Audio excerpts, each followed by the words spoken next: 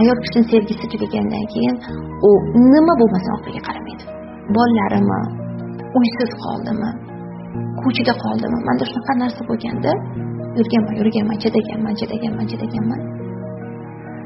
Men o'ylardimki, meni chidashimga sabablar bor deb o'ylardim. Lekin bir kuni prosta o'sha munosabatlarni voz kechib ketdim.